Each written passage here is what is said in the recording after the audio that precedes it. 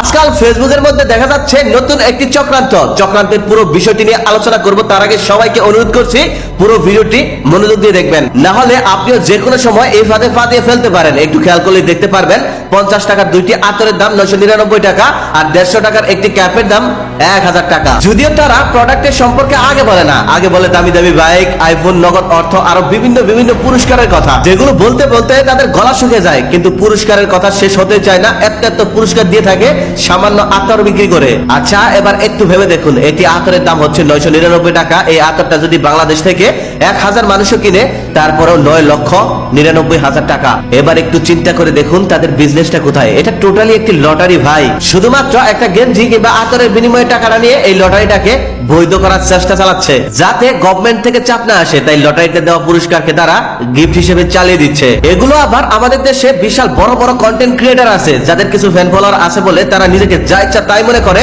তারা মোটা টাকার বিনিময়ে এগুলোকে প্রমোশন করতেছে। মূলত সাধারণ জনগণ তাদের কথা শুনে এই ফাঁদে পা দিতেছে। এবার চলুন একটু ঘাটাঘাটি করি, সত্যি কি তারা পুরস্কার দেয়?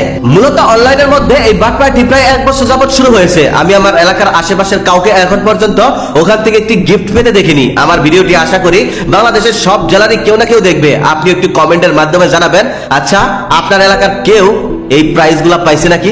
অনলাইন থেকে আতর কিনে একটা R15 পাইলে আমার বিশ্বাস পুরো থানায় এটা ভাইরাল হয়ে যাবে, সবাই জেনে যাবে। R15 এর কথা না হয় বাদই দিলাম, একটা আইফোন পেলেও তো সবাই জেনে যাওয়ার কথা, তাই না? যাই হোক, আপনি কোন জেলা থেকে কমেন্ট করতেছেন আর R15 কেউ পাইছে কিনা অবশ্যই কিন্তু কমেন্টে জানাবেন। যখন তারা পুরস্কার দেখায়, এত জিনিস দেখায় যে একটি শোরুমের মধ্যেও এত জিনিসপত্র থাকে না। আচ্ছা ধরলাম আপনি জেনে বুঝে একটি লটারি টিকিট কিনলেন, কিন্তু এর মালিক কে, কোথায় বাড়ি, কোথা থেকে ড হবে, কবে হবে তা কি আপনি জানেন? শুধুমাত্র পরিচিত একজন কন্টেন্ট ক্রিয়েটর বলল, তার মুখের কথা শুনে বিশ্বাস করে কিনে ফেললেন। আপনি বিশাল বড় একটি ধরা খেয়ে গেলেন। খুব সহজ হিসেবে বিশাল এক আয়োজন করে নিজেদের মধ্যে দু একটা বাইক দিয়ে ভিডিও করে ছেড়ে দেয়, ড্র হয়ে গেছে, পুরস্কার দেওয়া হয়ে গেছে। হ্যাঁ, একেই বলে অনলাইন বাটপারি। যাই হোক, আপনি যদি বাটপারির পক্ষে থাকেন তাহলে ভিডিওটি স্কিপ করুন, আর যদি না থাকেন তাহলে অবশ্যই ভিডিওটি লাইক, কমেন্ট, শেয়ার করে ছড়িয়ে দিন, যাতে সাধারণ মানুষগুলো এই ধোঁকায় না পড়ে। কারণ বাংলাদেশের এখনো অনেক মানুষ সচ্ছল আছে যারা এই বাটপারিগুলো ধরতে পারে না। আজকাল ফেসবুকের মধ্যে দেখা যাচ্ছে নতুন একটি চক্রান্তের